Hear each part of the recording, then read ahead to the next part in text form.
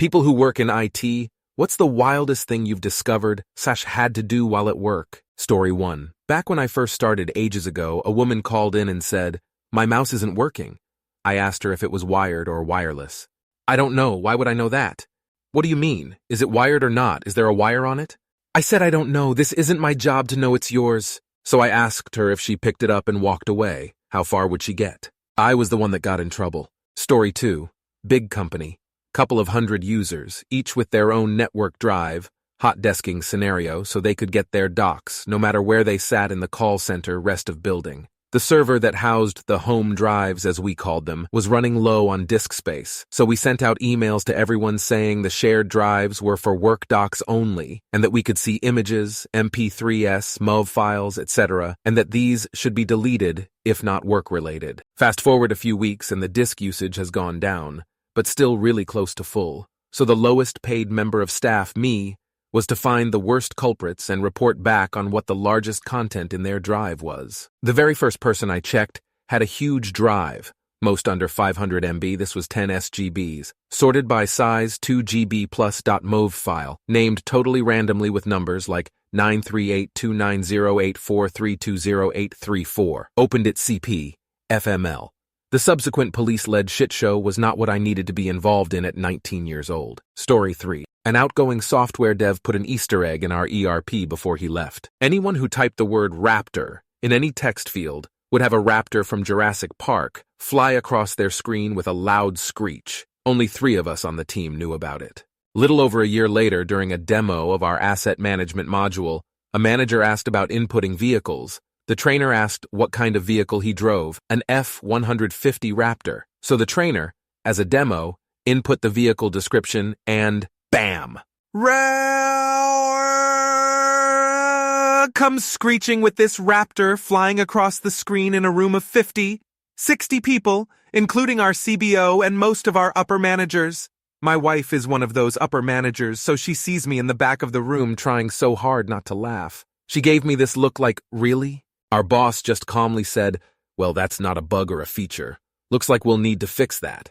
He had no idea. The next day, he went back through the commits and saw where it originated. During an after-action meeting, he kept it low-key and just assigned it to me and this other dev who knew about it to take it out. He finished by saying, "And please don't put Easter eggs in our code." Story 4. Walked all the way across campus in the Florida heat just to tell a PhD professor that the reason their monitor kept turning off every few seconds was because the computer was in fact turned off. Then got yelled at for her classroom not being ready for her when she came in. Also was told to make sure these projectors aren't in the building by the end of day. Don't care where they go, just that they aren't here tomorrow, by my boss. It was more expensive to buy new bulbs for them than to just buy new ones. So that's how I ended up with 5 projectors that lasted years. Story 5. Got called to investigate unplug a laptop that had viruses detected on it. When I arrived, this laptop was in the open with the login information taped to the desk. This laptop was given local admin privileges by someone before my time for some application. This was in an office area that was always unlocked and 10 steps from the entrance of the building. No one was in the office as they went home early, including management. On a laptop filled with everyone's information, SSN, names, addresses, and more, LimeWire, games, pornography, and more. The 2 who worked on this laptop just used it like their personal laptop, with occasional work being done on it. The laptop was promptly disconnected from the network, confiscated, and returned for analysis. Yes, there was spyware, and we don't know how much personal info got out. This was reported to higher management. The 2 who used it disappeared quickly and quietly after that. Story 6. Oh, story time! Let's name my colleague Mike. It's not his real name for reasons that will become obvious. Mike was our top help desk guy, always happy to help out and to guide you through your problem until it was fixed. In the decade I've worked here, I've never seen him get angry at a client. One day, Mike receives a ticket from the VP of our company. VP claims she can no longer log into the system and requests help. Of course, Mike hurries up to her office because that's a pretty big problem, especially for a VP. When he gets to the office, he sees that VP is able to log in, but the system is now demanding she sets up 2-factor authentication. Mike is not surprised by this. 2FA has recently gone from a suggestion to a requirement. So he figures she has difficulties with setting up 2FA and starts explaining how to pair her phone and how everything works. But nope, VP knows what 2FA is and how it works. She just doesn't want it. She demands Mike make it go away. Mike is confused but declines.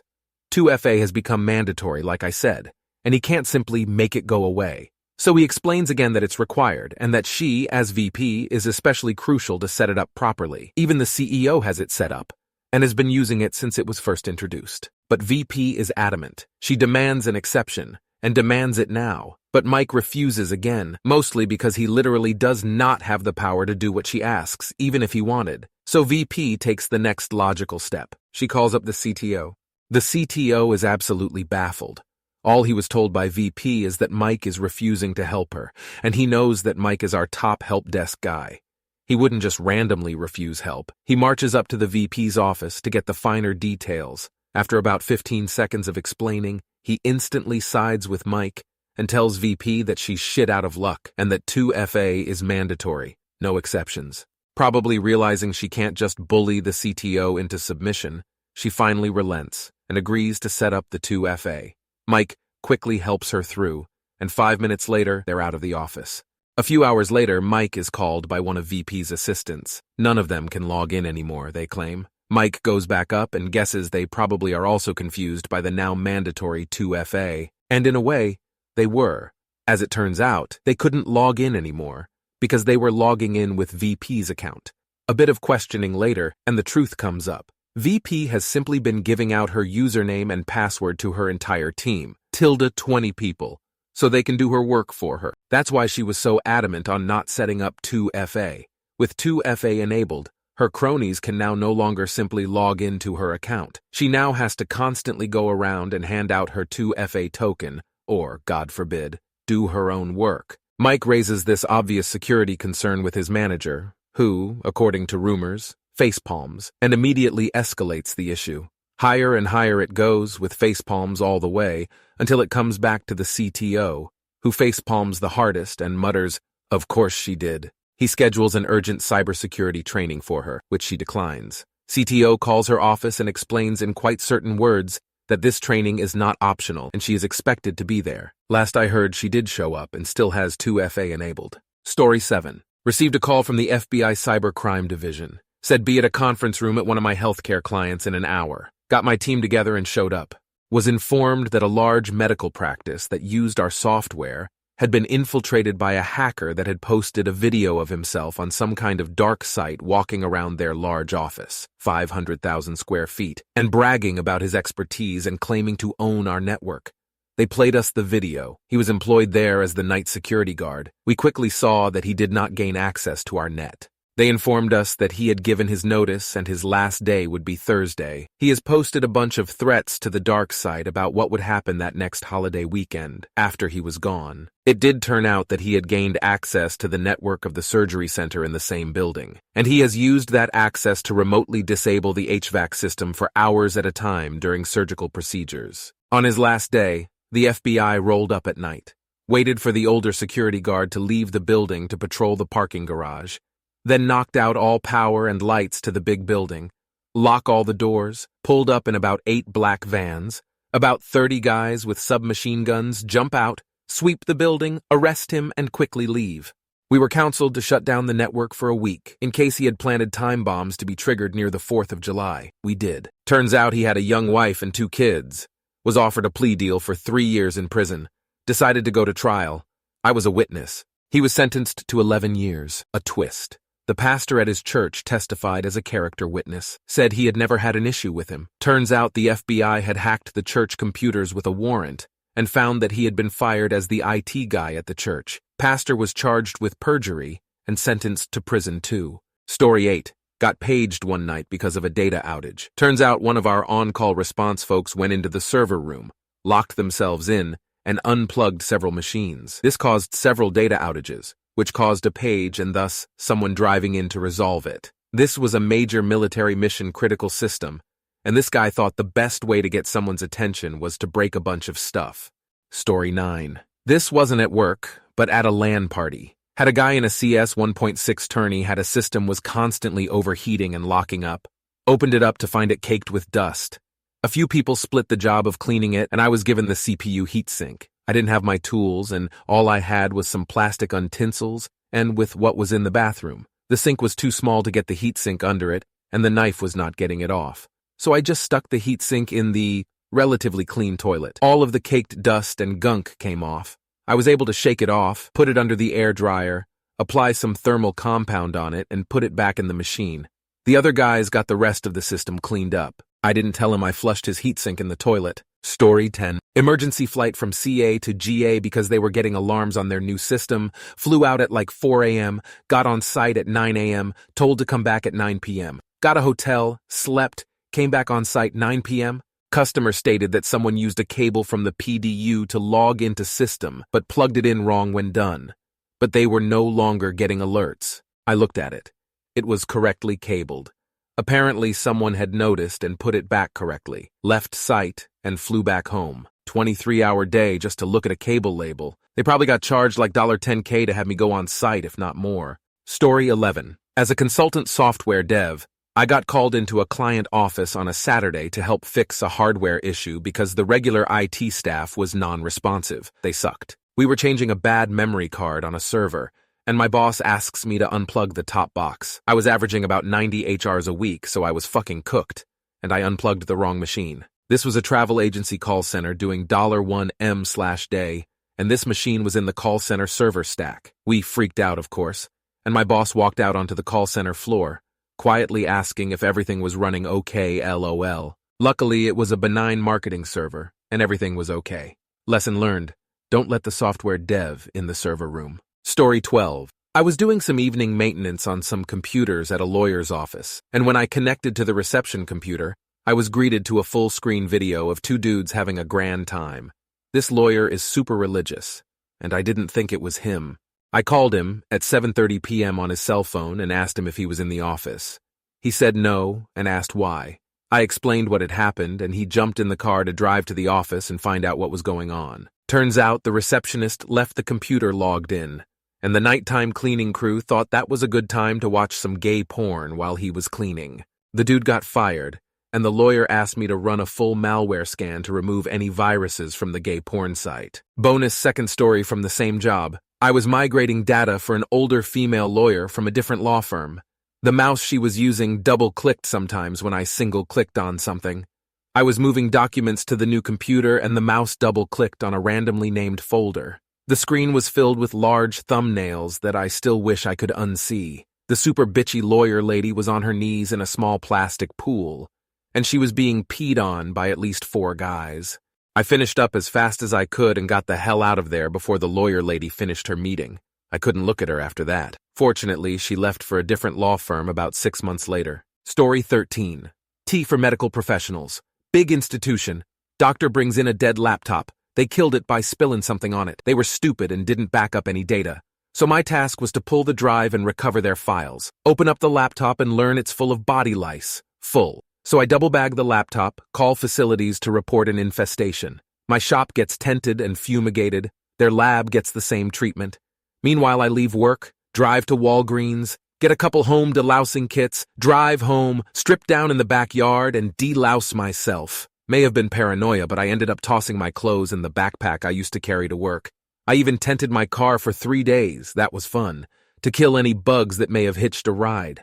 Deloused myself and my dog too, just to be safe, and cleaned my whole house like I was expecting the queen for dinner. I wasn't taking any chances with bugs that A, make a living by sucking blood, and B, were somehow surviving in a medical lab that had God knows what going on in it. Story 14. Very early in my career, back when I was still working an entry-level job, I had called in sick with stomach flu. I was throwing up every hour to hour and a half, had been all day. I got called by my boss and told it was an emergency, that her computer wasn't working, and she had something she needed done in an hour, so I needed to come in and fix it, sick or not. So, in between bouts of puking, I drove across town and plugged the power cord for her monitor back in.